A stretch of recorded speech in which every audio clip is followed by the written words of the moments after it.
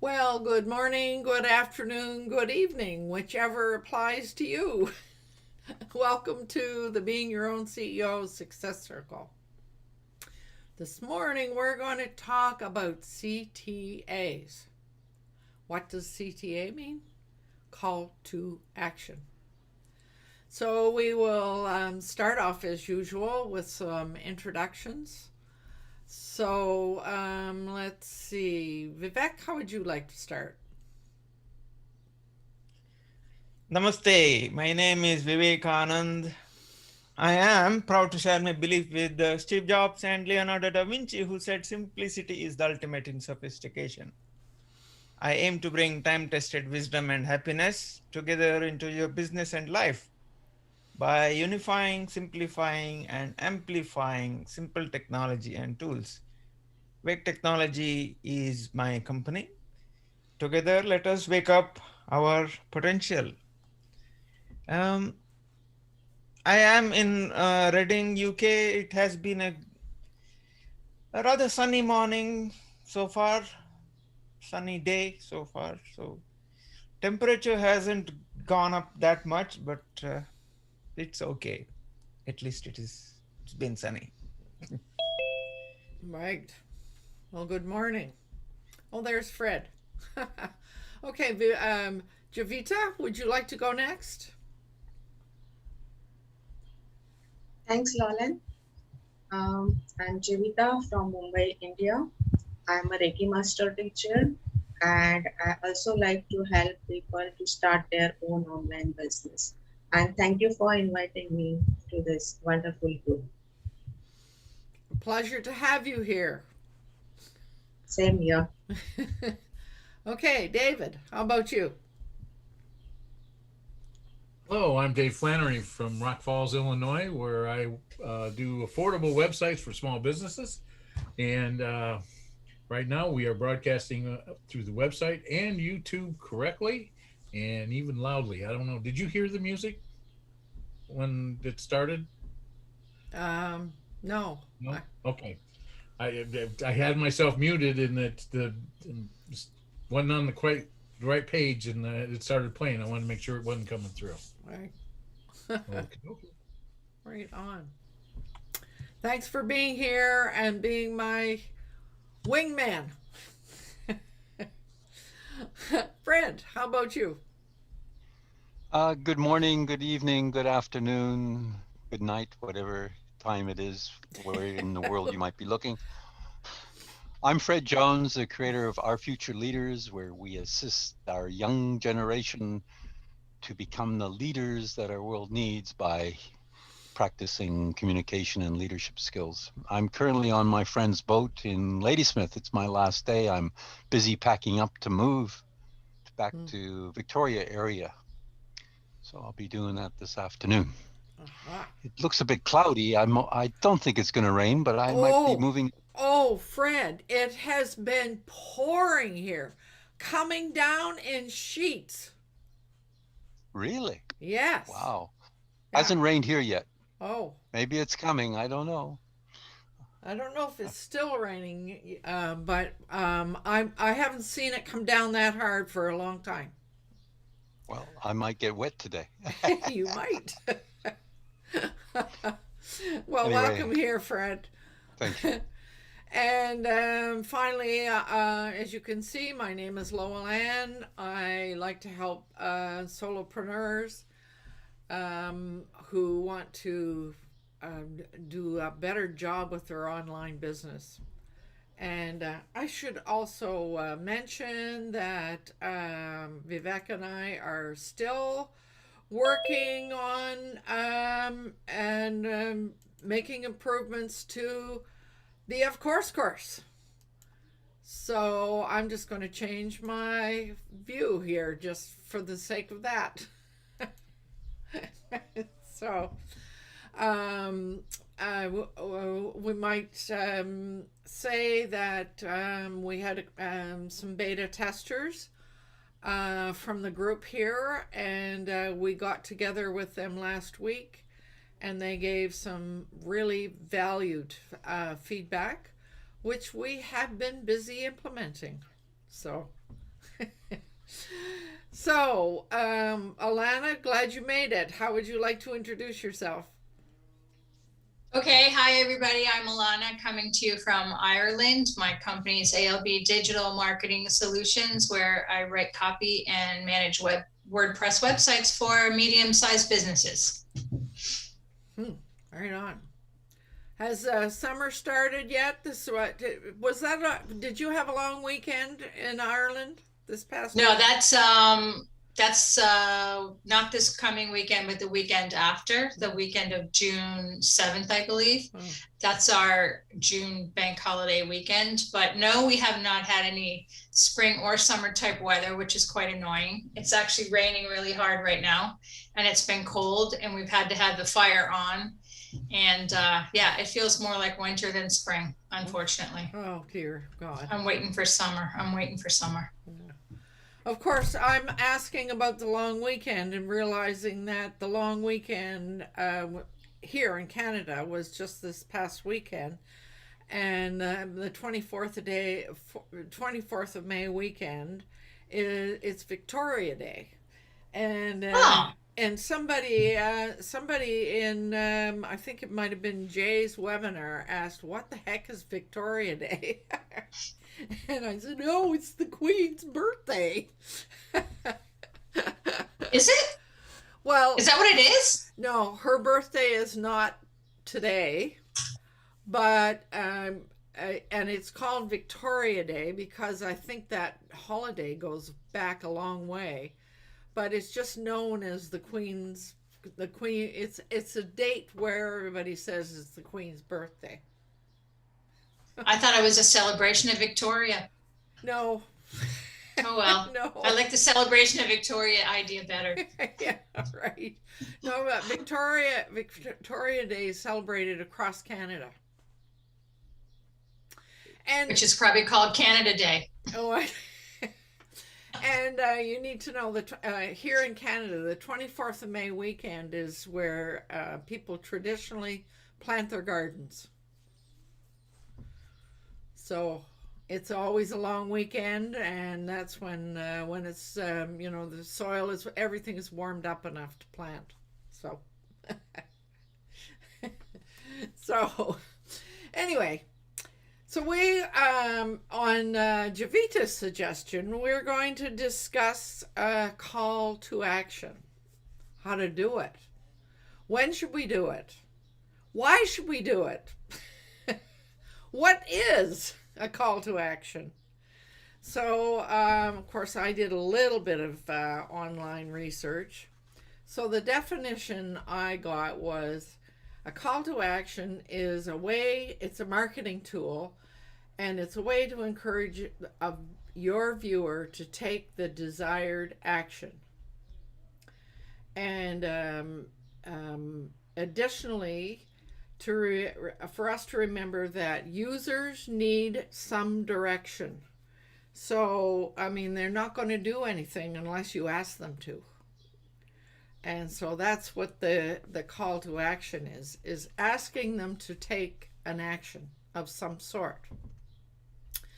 Now, on all the places that I posted this morning, I said, I asked the question, should every page and post have a call to action? And I wonder what everybody's opinion is on that. Anyone? Yeah, David. Well, it depends on what you're wanting to do with the page. All right. If you're just giving them information, almost every page that I do has a bottom call to action. I have one page that has so many call to actions already on it that I don't put a bottom one there. So, there are plenty of call to actions on the page itself. So yes, almost every page needs a call to action, even if you're only saying, please leave a comment in the comment section below. That would be a post. Yeah, on a post, or you can actually add comments to pages too. I guess you can, but most of us don't. Yeah. Okay, so you're saying yes, you should. There should be Pretty much, yes. some sort of a call to action. Any other opinions or thoughts about that? No? Well, I kind of agree with Dave that every page should have a call to action. And when you said call to action, my thought was to direct them to a buying page. But another call to action would be something like, you know, if you have any questions, leave a comment below. So yeah, I agree with that. Okay. So it's not a call to action. There's lots of reasons you might use one, not just to buy now. Right. So Fred, what about you? I saw you waving. I think every time you communicate with anyone, you want to know why you're communicating with them. And I'm talking about speeches and so on. And it's always, what is the purpose of this? So what's the purpose of this page? And what do I want the reader, in this case, or somebody's watching a video, what do I want them to do? So that's your call to action. So you need a purpose all the time. So I agree with David and Alana. Think about each page and say, okay, when somebody reads this, what is the message and what do I want them to do? So then it should be a call to action if it's effective. And even in a speech, same thing. What do I want them to do? So it's the same thing. I hadn't thought about it in terms of speeches, but yeah, that does make sense. It's a basic principle of communicating your message. If you have a message, what is the message and why? What is it you want them to do? So yeah, definitely right. David's correct. So in some of the other reading that I did, I noticed, and I think Jay may have even used this term in a recent session he did. Speak of Jay, he's sure to show up. So it seems as though in every call to action there is some sort of psychology involved, and I found that sort of interesting and picked up a few aspects of psychology. Yes, there may be some urgency there. Or maybe there's a desire for inclusion or clarity or relevance or there's a few others that talk about, well, if you are using them, you need to do it in such a way that there isn't a whole lot of pressure. And also that helps to simplify and reduce distraction. So it's a way of bringing a lot of stuff into a sort of a point that helps people sort of determine what it is that they want to do. Yeah. So what types of calls to action? I think that's the way you would say that in plural, if I remember my my high school grammar. Calls to action. What types are there from your point of view? Because there's lots of them. There's a whole whack of them. Yeah. So, you know, in terms of call to actions, I think it really does depend on the niche, the website, and the intent, because I do believe that every single piece of content or all types of content should have some sort of call to action at the end. Some will be passive more than others. So for example, a learning-based article you might want to have someone just leave a comment on that particular post versus a sales page where you want them to, buy something or sign up to something.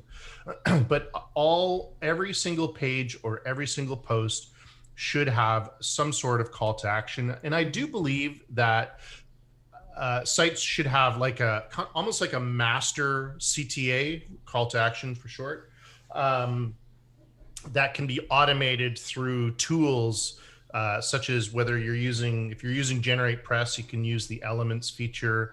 If you're using a builder like Hustle Pro, where you can automatically have it at the top or the bottom within WordPress. So something that has a nice visual element to it, where it's automatically placed on all of your pages or posts. So that could end up looking like a sort of a block that comes up. One that I can think of that's on one of my websites it's an opt-in, so that if somebody would like to receive notifications that there's been another posting, so the opt-in, and it can be set at as Jay says, anywhere you want it to be, but you can do it in an automatic way, so you don't have to go in and do that all the time. Yeah. But what about there's a number of other ways to do a call to action. Actually, a button could be used for certain kinds of calls to action. What about sidebars? Is anybody using sidebars for calls to action? I know that we've been recently sort of talking about maybe not using sidebars, but yeah. Again, it depends on. I think it really does depend on the type of site.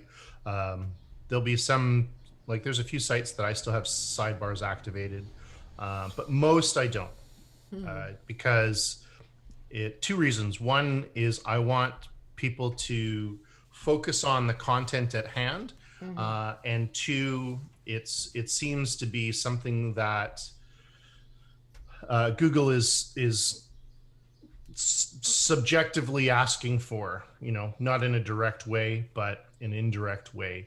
And what I mean by that is the longer people stay on your page or your post, the better your ranking will end up being. It gives you more points, if you will. And less distraction means, people stay focused on your content more often. Okay. So that would be a reason not to have a sidebar, right? To reduce the amount of distraction. Yeah. But there could also be a form. Could ask somebody to fill a form in, depending on what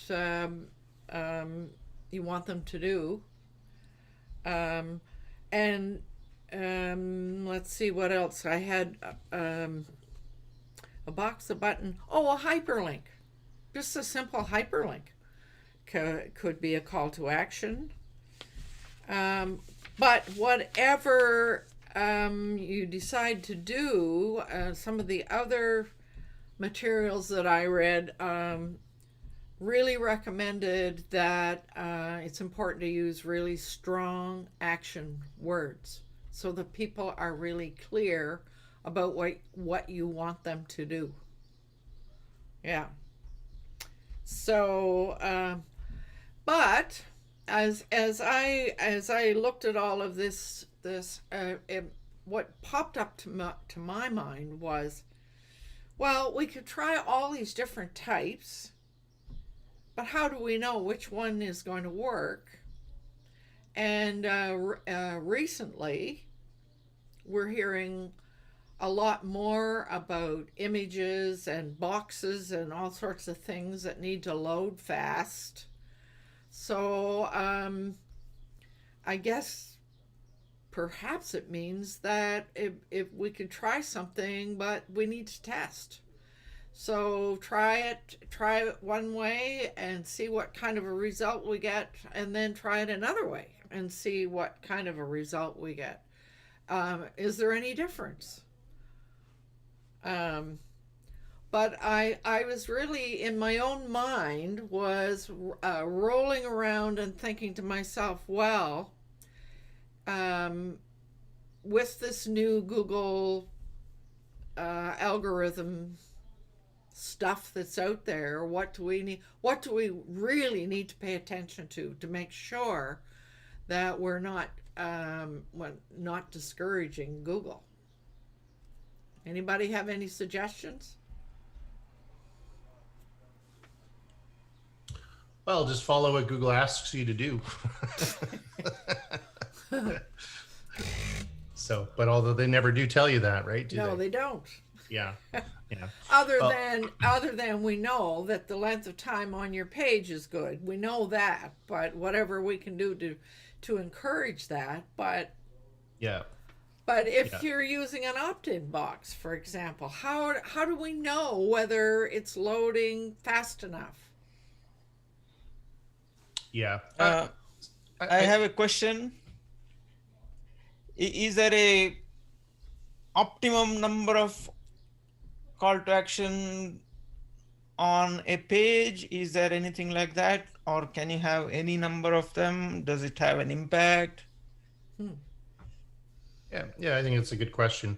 In most cases, if it's just a normal 1,000-word blog post, I think having one call to action at the bottom is ideal, unless you have some sort of automation in process that automatically shows up, say, in the middle of the post or something like that. But yeah, typically you want to have just one specific call to action at the bottom, unless it's like a sales page or what we call a money page, where it's like the final place you want people to go to your site or on your site. So in that case, when it's a long article, whether it be a sales page or a review, your money page, then having a call to action per page scroll, I think, is ideal. Now, so when you say page scroll, you mean if you have to scroll down past the fold, that you have another one? Okay. Right. Yeah. Okay. But you're not saying you can have multiple call to actions on one page. Well, can you? Absolutely. Should you? Well, that's something where if you're sending people to different directions, that might not be as effective, and it would be harder to test your results to see what's happening. Right. That's a good point. I have a question. Yeah, go ahead, Javita. Because we are talking about call to actions and also about less distraction. So because I have some form in sidebar, and also if we put more CTAs like anchor text, we are adding internal link. We also add external link. So can that way people might go away from our page? So will that negatively affect our ranking? I wouldn't say so, because, yes, you want to have one internal link, one external link. And typically the external link is a link that doesn't have anything. It's like a boring external link. And that's why I always tell people to do it to Wikipedia, right, as your external link, because then if they click on it, it opens up, they see it, okay, good, and they press the back button. Whereas if it's like a website like, I don't know, Facebook, where there's so many things to distract them that they might not come back. But having so I don't think so at all in terms of negatively affect your score. There's lots of different points to that you get graded on for a particular page or a post that can affect your rankings. And so if you have something where you have like 4 external links or 4 call to actions, that doesn't, and let's say you get a point taken away for that, but you have so many other points that it's not going to drop your rankings at all. you know, as entrepreneurs, there's a fine balance between wanting to abide by what Google wants so that we can rank in Google and deliver our message to our readers and our potential customers. Now, I preferred it to deliver what the heck I want on my content or my websites, and then I'll work within the other realms of SEO to ensure that those rankings stay up. I mean, if you want to see a case study, just simply Google tailgate bundles, and you'll see exactly what I mean. Right, right. And I also have additional question. Go ahead. Okay, because I don't have any knowledge about WooCommerce sites, but now I'm starting a WooCommerce site. So in that context, how does a CTA works? Means on WooCommerce site, you have only one CTA, call to action. Go to the means shop or buy this, purchases. There we can have only one CTA. So in that context, how means Google rank your sites? So yeah, e-commerce is, you know, SEO for e-commerce is a little bit of a different thing, because typically one of the things that we do to rank content, to rank posts and pages, is having content that's like 1,000 words kind of thing. Whereas, you know, an e-commerce page, if we're selling something, then we're not going to really, you know, write 1,000-word description of what people are wanting to buy. So in this case, this is where all other SEO elements come into play. Internal links, exact match keyword for the particular product that you're selling. So like, let's say it's a chakra coloring book. So let's say I'm selling chakra coloring books. And so that's the product. So I would want to make sure that the product page is very optimized for chakra coloring book. You know, the meta title, meta description, the social meta title, the social meta description, having an image in there, having lots of internal links to that particular page or post, having links from other sources such as Pinterest, Keen, YouTube, comments on other people's sites that go to my root domain. So just you amp up other areas of the SEO part, the on-page SEO and the off-page SEO, to make up for the loss of the lack of content. Okay, That's a thank you. good suggestions. So in terms of CTAs, when I talk about the use of good, strong words, I stumbled on a page, and I think David is going to share it. I think it's in the chat. There was a page that talked about all the different types of purposes that you might have. So there might be e-commerce, might be a newsletter, might be giveaway, might be just general. And they gave suggestions as to those good, strong words to be used as part of your CTA. So in e-commerce, for example, it's buy, shop, order, reserve, save, add to cart. Those are very, very clear instructions. Want to share my screen right now? Yeah. Oh, did you find it? You did. Cool.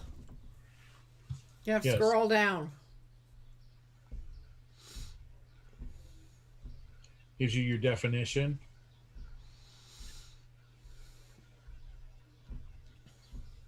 How to write it for call to action for social media. There. Right there. Yeah. So, so it is really important to pay attention to the kind of language that you use, depending on what you want people to do. But it really needs to be clear. And I read somewhere else where sometimes if you find a kind of a really nifty way of enticing people to do something, that can sometimes attract people just out of curiosity. So, again, a lot of this depends on the niche and what it is that you're trying to achieve. Yeah. So, the other thing, I don't think we need to spend a whole lot of time just making sure that the call to action is going to get people to do what you want them to do. But Jay, when you talked about the way to do it, because we did, I guess that was the initial thought was how to do it. You mentioned sort of putting something together and using elements. So would that be sort of a repeatable block, and then putting it into elements and telling elements where to place it? Yeah. Yeah. So there's, I mean, with so many tools out there on WordPress, there are a variety of ways of doing this. So the Generate Press the theme Generate Press has the ability, it has a feature called Elements. And what Elements does is it gives us the ability to basically design things now that you can actually design things in Element in itself and place it in certain areas on your site. So before the content, after your content, on your sidebar, basically it's like a widget generator on steroids. So it gives you that particular ability. So that's really nice. You could specify whether it's a post or a page, particular categories, particular tags. So it's extremely diverse. And some major advancements have recently happened with the Generate Press theme. Now, put that along with Generate Blocks, which is a block enhancement. The power of those two is absolutely amazing. So it really does give us a lot of it basically it's an Elementor killer Style. Yeah, exactly. Yeah. But it's a great way to remove Elementor, which is, I think, on its way out the door, personally. So unless they make a massive shift of some sort. But, funny you should say that. I just removed it from one of my sites. Hey, all right. But now you've talked about that, but for anybody else who's maybe using a different theme, I mean, the widget function is another way to do to be able to put something on anywhere that you want it, etc.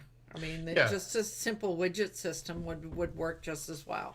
Yeah, and this is assuming that the theme has a particular widget position that you can do that. Typically, they all have sidebars.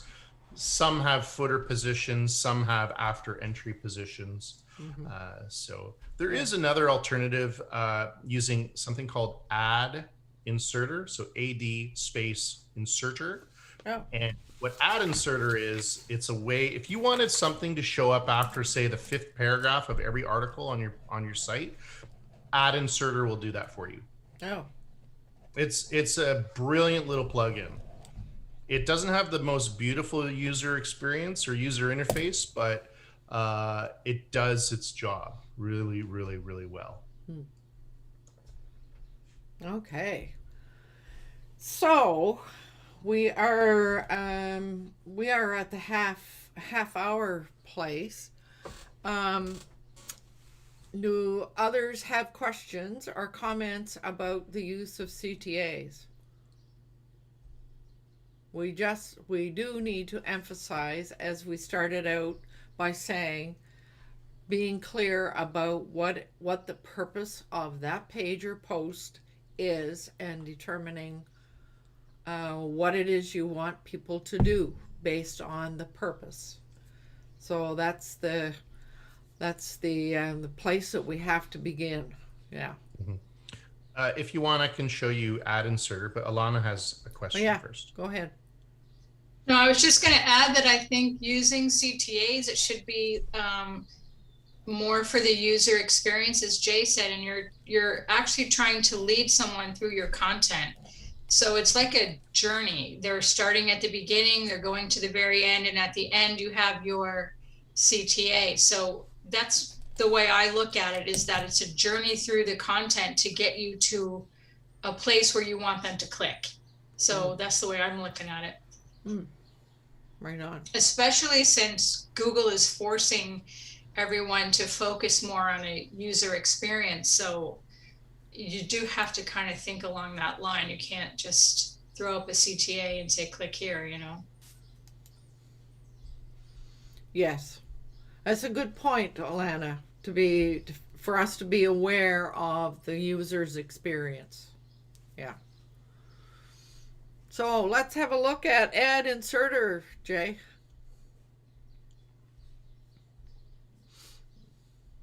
Stand by. Here we go.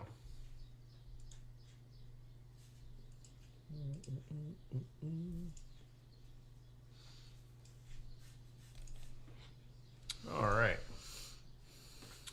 So let's move you guys over here. So first I'll show you the front end of the site.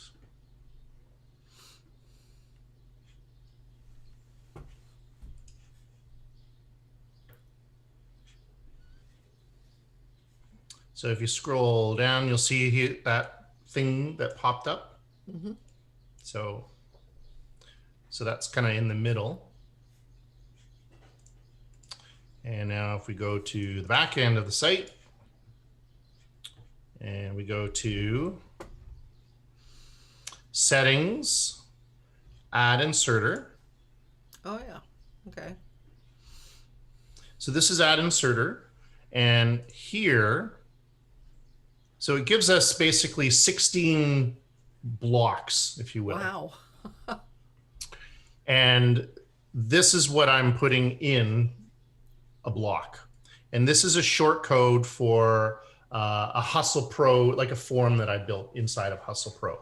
Mm-hmm. Okay. Hustle Pro is it's like a widget builder. You can build forms, call to actions, pop-ups, slide-ins, social buttons, just a whole bunch of different things on it. So it's the equivalent would be Sumo to use.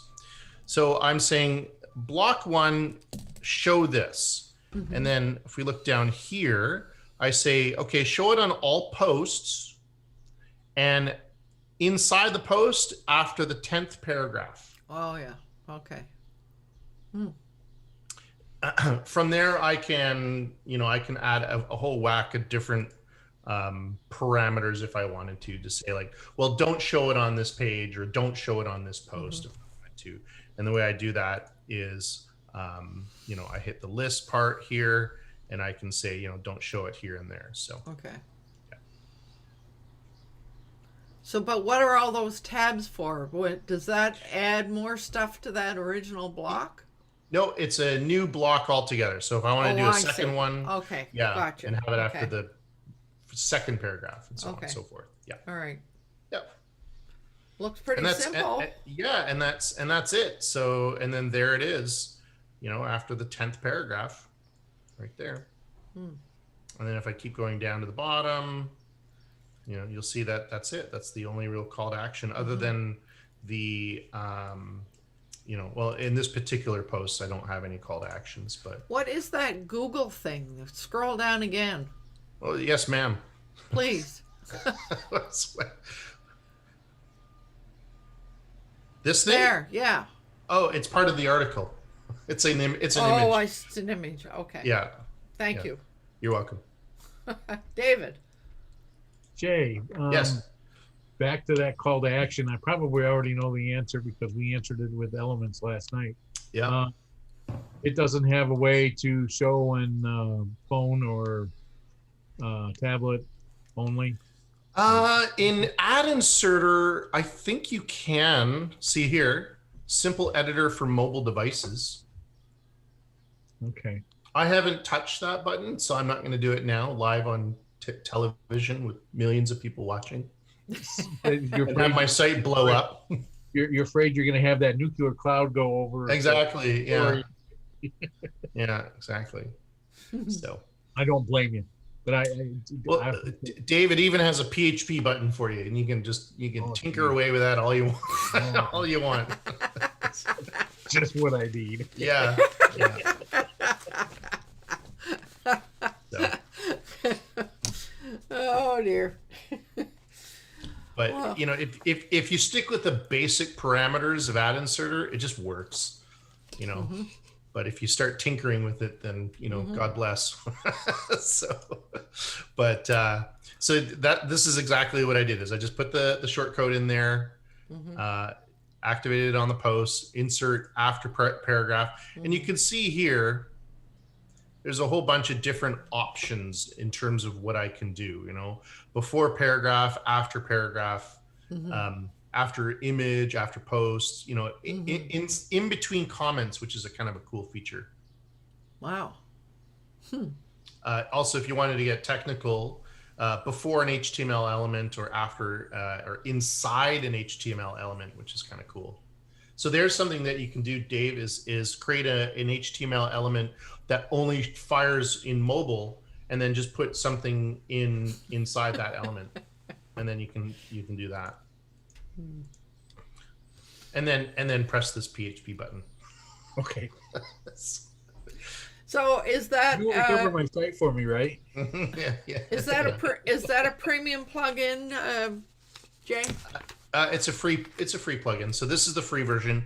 They do have a premium version. I don't use it. I just use the free one. Okay. Yeah. And that's it. And So that's what it looks like. we've talked about several different ways that you know, a call to action can be placed. Yeah. Yep. So, and it'll fire on all cylinders. And of course, if we make it unusual, then again, as I say, we initiate that curiosity button, and people will they'll look around and stay on your site longer. Yeah, exactly. Yeah. So, and then here's a little bit of a different call to action. So I actually don't put any type of call to action until it's at the bottom of this particular post. Right. So, and it's right there. Right. So a little bit different. I also have a slide in which shows up after a certain amount of time. But that's it. So this is. And you've decided to keep the slide-ins, especially after all the talk about not using all the irritating things. I know you think slide-ins are the cat's meow, or the cat's pajamas. Is that what it is? Cat's pajamas. My jazz lingo is out of touch. Right. So, but yeah, the slide in, but if you look at the amount of space that's on the side here, it's not an invasive thing in terms of that. So, and it's also the slide in just reiterates this thing here. It does, yeah. Yeah. There we go. It is. There it is. I was going to say you've got it set up so that it doesn't pop up for you. Yeah. No, I think I have it set up for 30 seconds. Oh, right on. Yeah. Interesting. Yep. Any other comments from the group regarding CTAs? If not, Fred, would you like to give a last word?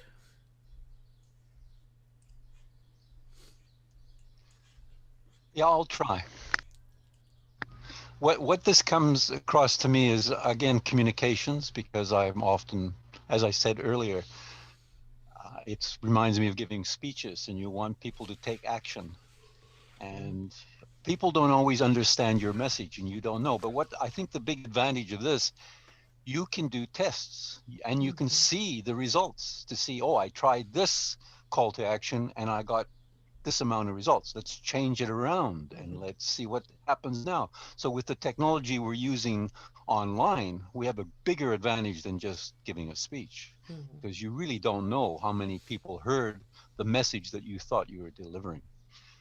If you recall, quite a long time ago, I spoke about MASH-D, message, audience, stories, humor, and distractions. And this reminded me of the same thing. What is the message I want the audience to do? And what are the distractions? I got to avoid distractions because I just want them to get the message.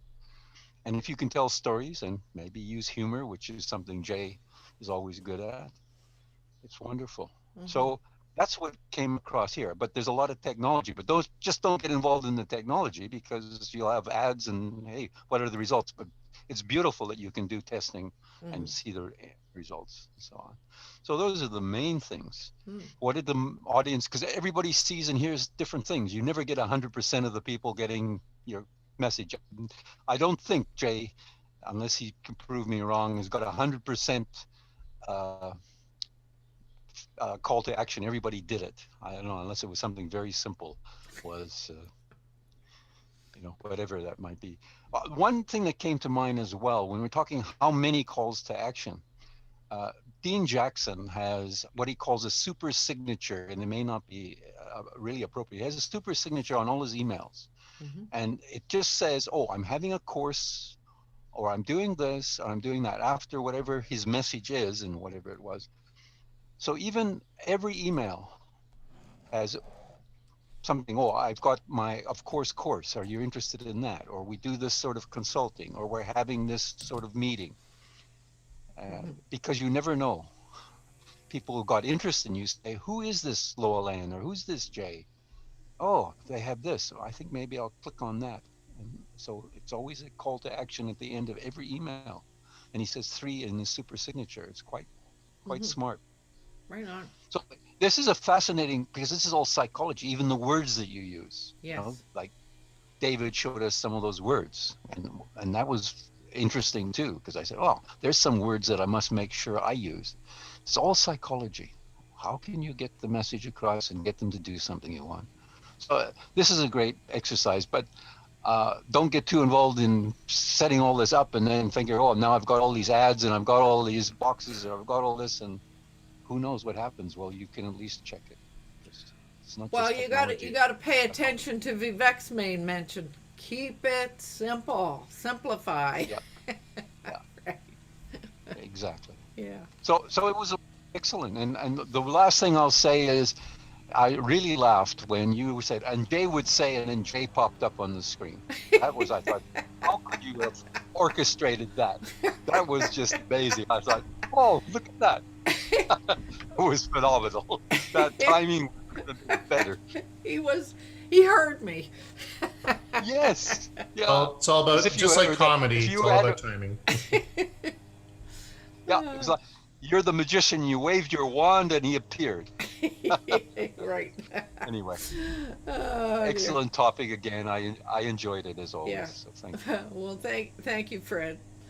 So I will take this moment to remind you that it's important to do what you love with passion, and to let you know next week we are going to talk about engagement.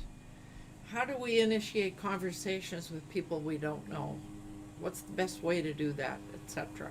And why would we do it?